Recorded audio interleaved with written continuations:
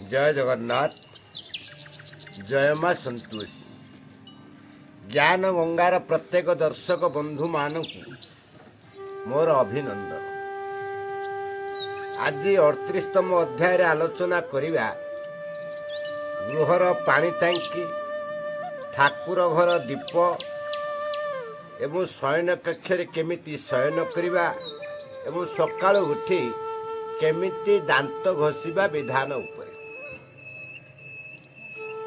गृहर छात उपर पूर्व दिगरे पानी टांकी रखिले पुत्र हानि घटिब। अग्निकोण पानी टांकी रखिले अग्नि भय देखाद। दक्षिण दिगरे पानी टांकी थिले शत्रु भय और रोग सृष्टि हेब।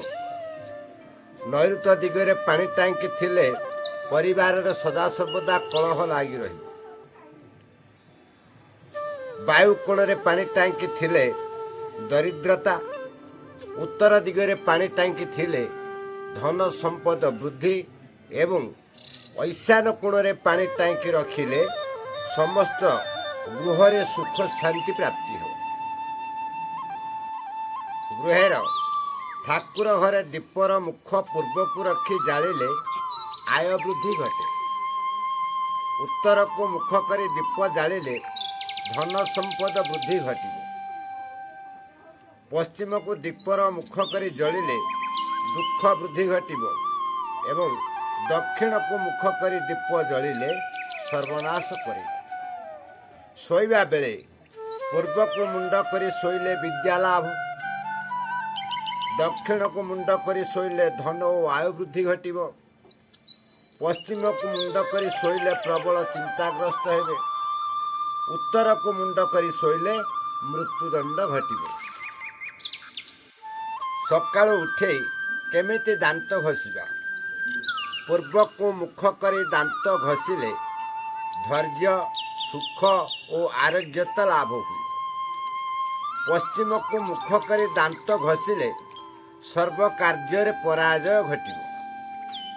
उत्तर को मुख करी दांत घषिले गृह पशु संपद नाश, स्त्री नाश एवं परिजन मान नाश हुए एवं ईशान दिग को मुख करी दांत घषिले समस्त कामना पूर्ण हेब।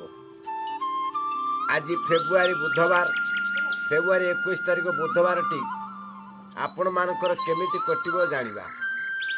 मेष अर्थ लाभ, वृष शत्रु वृद्धि, मिथुन सुमिष्ट खाद्य प्राप्ति घटिब, कर्कट अशांति वृद्धि हब, सिंह परिभ्रमण जोग अच्छी, कन्या आय वृद्धि घटिब, तुला समस्त कार्य विघ्न सृष्टि हेब, बिच्छा अर्थ हानि करेब, धनु कर्मे खुशी रहिबे, मकर बंधु मिलन देखादब, कुंभ व्यय वृद्धि घटिब एवं मीन अपमान सम्मुखीन हेबे।